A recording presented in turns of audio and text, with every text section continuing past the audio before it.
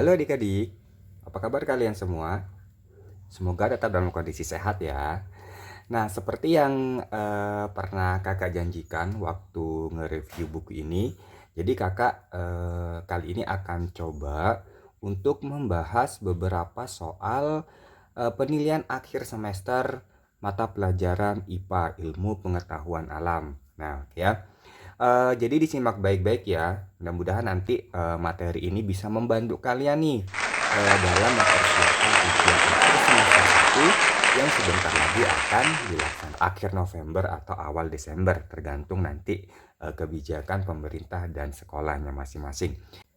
Soal yang pertama bisa dilihat ya. Gambar berikut adalah tumbuhan yang berkembang biak dengan cara A. geragi, B. cangkok, C. umbi batang, D. stek. Nah, bisa kamu lihat ya di gambar. Ini gambar apa coba? Iya, ini namanya adalah ubi jalar. Nah, ubi jalar.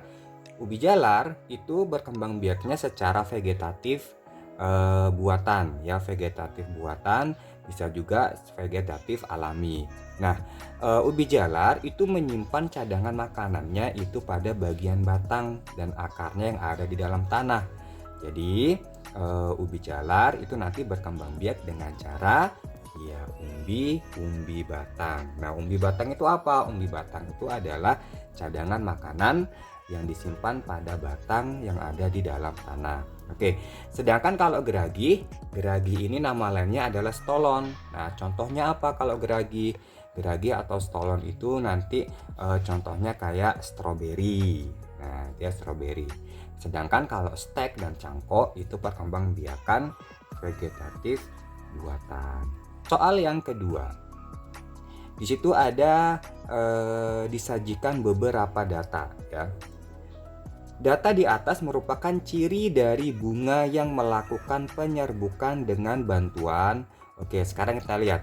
Mahkotanya kecil dan tidak berwarna mencolok. Serbuk sarinya banyak, kecil dan ringan. Tangkainya panjang, kepala putiknya besar dan berbulu, kemudian tidak memiliki nektar. Nah, oke ya. Jadi, kalau ciri-cirinya seperti ini, berarti perkembangbiakannya itu dibantu oleh angin. Iya, ya oleh angin. Kenapa?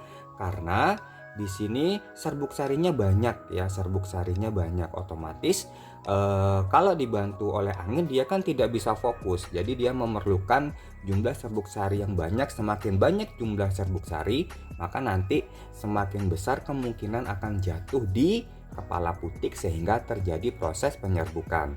Sedangkan kalau dibantu oleh hewan, itu salah satu cirinya mahkotanya itu harus besar dan berwarna mencolok. Kenapa? Karena hewan itu nanti menyukai mahkota yang warnanya mencolok dan besar untuk menarik perhatian hewan supaya nanti datang dan membantu proses penyerbukan. Selain itu, yang dibantu oleh penyerbukan hewan itu biasanya memiliki nektar ya. Oke, berarti kalau yang ini ciri-cirinya nanti dibantu oleh angin. Paham ya? Oke, selanjutnya untuk soal yang nomor 3. Menanam potongan bagian suatu tumbuhan adalah perkembangbiakan dengan cara A. konjugasi, B. setek, C. menempel, D. merunduk. Oke, kalau memotong kemudian menanamkan bagian yang dipotong itu ditancapkan dalam tanah, berarti proses perkembangbiakan dengan cara setek. Hal yang keempat, bisa kamu lihat ya soalnya ya. Jenis hewan yang berkembang biak secara kawin maupun tak kawin adalah ya. Jadi hewan ini bisa berkembang biak secara kawin atau generatif dan secara tidak kawin atau vegetatif. Nah, hewan ini nanti dia hidupnya berada di dasar laut. Dia hidupnya seperti tumbuhan ya. Nah, yang bisa berkembang biak secara kawin dan tidak kawin itu adalah hidra ya. Kalau cacing berkembang biak dengan cara apa? Iya, dengan cara bertelur ya, bertelur. Kalau ular itu ada yang bertelur, ada juga yang ovovivipar, bertelur atau beranak. Sedangkan kalau kecoa itu berkembangbiakannya dengan cara bertelur. Soal nomor 5. Gambar di bawah ini adalah hewan yang berkembang biak dengan cara, oke, bisa kamu lihat ya, ini hewan apa ini? Iya, ini nama hewannya adalah lumba-lumba ya. Nah, lumba-lumba ini bukan ikan ya. Ingat loh ya, paus dan lumba-lumba itu tidak termasuk dalam kelompok ikan, tetapi termasuk ke dalam kelompok mamalia ya. Kenapa? Karena beberapa organnya itu berbeda ya, sistem dalam tubuhnya itu berbeda. Nah, lumba-lumba karena dia mamalia berarti berkembang biak dengan cara melahirkan. Vivipar. Kalau bertelur nama lainnya apa? Iya, namanya ovipar. Membelah diri. Nah, ini juga nih. Contoh hewan yang membelah diri apa? Iya, amuba ya, amuba.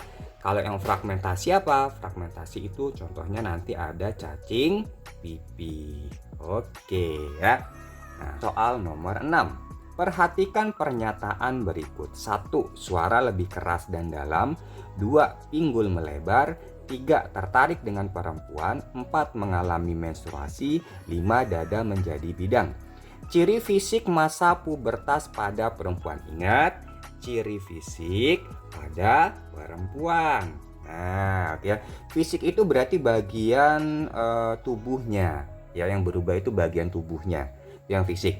Kita lihat, suara lebih keras dan dalam. Kalau suara lebih keras itu berarti laki-laki. Pinggul melebar itu pada perempuan. Tertarik dengan perempuan pasti laki-laki ya. Mengalami menstruasi itu perempuan. Dada membidang itu pada laki-laki. Nah, jadi ciri fisik pada perempuan nomor 2 dan 4. Adakah di sini nomor 2 dan 4? Iya, jawabannya adalah yang D, 2 dan 4. Kalau menstruasi itu sebenarnya adalah ciri primer, bukan ciri fisiknya ya.